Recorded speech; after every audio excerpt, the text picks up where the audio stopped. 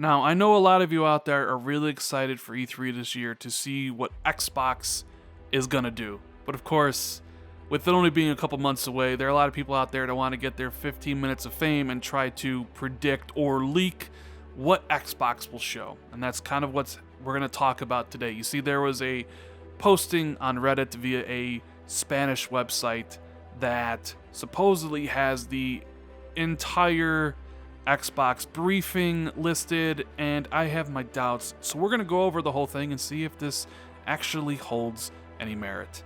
What's going on, guys? Randall Thor 19, the man with the million, back again with another video. How's everybody doing? Hope you're doing well, and let's just get right into it, shall we? So this Reddit post basically talks about all the stuff that is going to be shown at E3.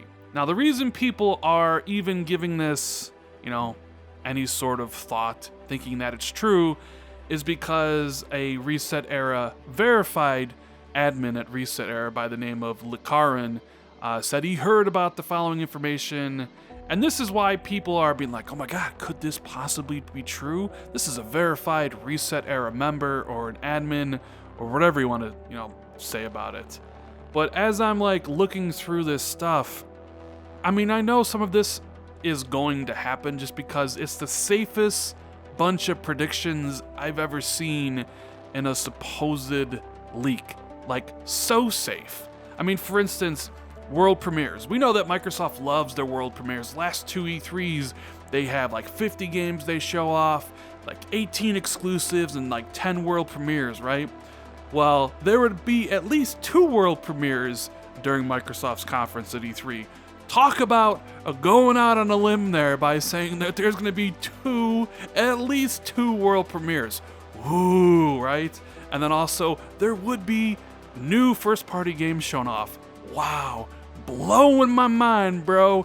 Really, taking that step forward, putting yourself out there by saying there's going to be new first-party games and at least 2 world premieres.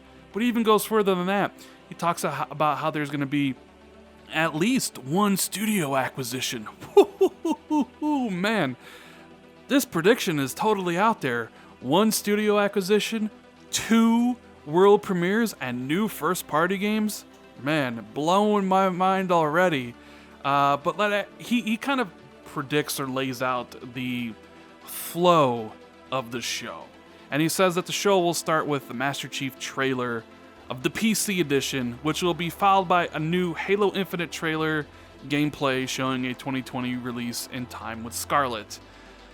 We know Halo Infinite's going to be there. They've already admitted as such, and yeah, I want to see what Halo Infinite's going to look like.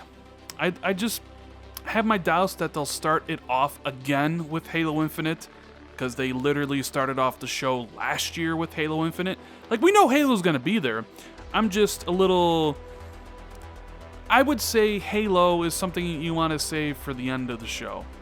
I know the last couple E3s, Microsoft has relied on big third-party games to end their show. Anthem in 2017, Cyberpunk in 2018. And unless Microsoft can get another big third-party to end their show this year, I would like to see Microsoft actually end their show with one of their games. And I'd rather have it be the Initiatives game, their new IP they're working on, but that game's not going to be ready to be shown off. So I would like it to be Halo Infinite. But if this guy is also, basically saying that, well, they're also going to show off the new consoles, and maybe that'll end the show. So do you really want to start off with Halo again, 2 years in a row, but also, show off the PC version, which a lot of people aren't really going to be into, Xbox guys, that is. So I would not want it to start that way, but I guess I could see it starting that way if they really are going to reveal hardware. He says that Gears 5 gameplay with the holiday 2019 release, and they'll also then continue into gameplay of Gears Tactics. Of course, Gears 5 is going to be there. That's Microsoft's biggest game of this year. He says the date is closer than we think. I've heard September for a launch month for Gears, which makes sense. Microsoft usually doesn't release a lot of their stuff in November. I think Gears 4 was October. Maybe they bump it up a month to September. I think that would be a good launch window.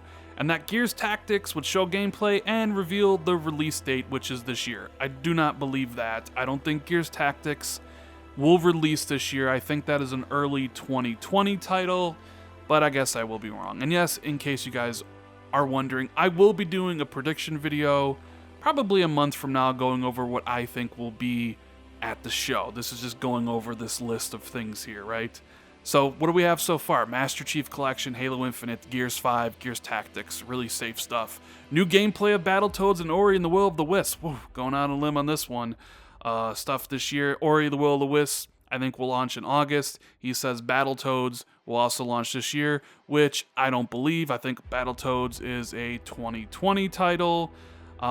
This will also be accompanied by a new expansion for Sea of Thieves. I could definitely see that happening. We do have a new expansion coming out here in a couple weeks for like Arena for Sea of Thieves.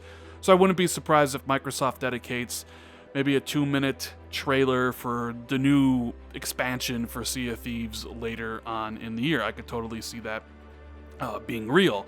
A new mech game by Piranha Bytes. Now this is like old guessing that people talked about a year ago, and this is bringing it back again. A mech game by Piranha Bytes. A new studio acquisition. I mean, it'd be much more interesting if you actually said what the studio was. Is it IO Interactive? Is it Asbo? I mean, the countless other ones that have been rumored. I would rather have it, it's one thing to say there'll be a studio acquisition, but kind of, I want to know who it would be. Just saying there's a studio acquisition really doesn't mean much, especially when you say, like, you might have the information. The world premiere of a Dino Crisis reboot. Now that would be pretty cool. Obviously that's one of the 2 world premieres. I think a Dino Crisis reboot will happen. I mean, Capcom's seen a lot of success with the reboots of Resident Evil. They are riding high. I would actually like to see this, and I think that would be really cool. The premiere of a new Splinter Cell game. Man, I've been predicting this for years. Like, seems like every single year, everybody says, including myself, this is the year a new Splinter Cell comes out. I hope so. I really, really hope so. I am a huge Splinter Cell fan. But I'm through, putting my heart out on the table and having Ubisoft stab it every single year, getting hurt by them not respecting Splinter Cell. So what? You know what? I won't believe it till I see it. Playground will show a tease of the new Fable game. Ninja Theory will show their new IP, Bleeding Edge. Interesting. So we're getting into the first party stuff with Playground showing Fable, with Ninja Theory showing Bleeding Edge. Rare will show a new IP for the next gen systems, which I highly, highly doubt. I don't think Rare is close to showing off anything for the next-gen systems. They're strictly right now in Sea of Thieves mode while building something for next-gen. I don't think they're quite there yet. But, I mean, pretty safe assumption that we're going to see Ninja Theory's new game. I mean, they've kind of already talked about that. Phil at XO18 said they're going to reveal it next year. So, that's really not like a prediction, really, when you have people at Xbox saying it's going to happen. I mean, you can throw it in there, but it's really not anything out of the ordinary where you're sticking your neck out on the line. And Playground showing Fable, I mean, that's just, you throw that in there just because it sounds good. Yeah, Fable, finally, right? And then the next-gen consoles will be revealed, followed with new functions for Xbox Live Service and more cloud information, just more stuff that you could guess. You listen to Brad Sams or Jez Corden when they talk about certain things. Brad Sams has said that Anaconda and Lockhart will be shown off at E3 this year. Makes sense, especially with Stadia being finally revealed, which means Microsoft is itching to talk about xCloud, that competitor, and E3 is the next big event, so xCloud's going to be there. Sony's raring to show off the PS5 at some point, so Microsoft wants to get a jump on that and show off the new consoles, new Xbox Live services. I mean, they've kind of stayed away from that the last couple years, so I'm not really sure they'll do that. But anyways, those are all the predictions or leaks or whatever you want to call this post. It's a bunch of safe assumptions about what is going to be there. I mean, at least 2 world premieres, at least a new studio acquisition, and some new first-party games. I mean, come on. Anybody could make this up. I could make this up and make it seem believable because it's stuff that we all know already. So there's really not anything new here. There's not like any sort of information be like, oh, and this game from this studio that's not announced will be there. It's all just information that's already out there.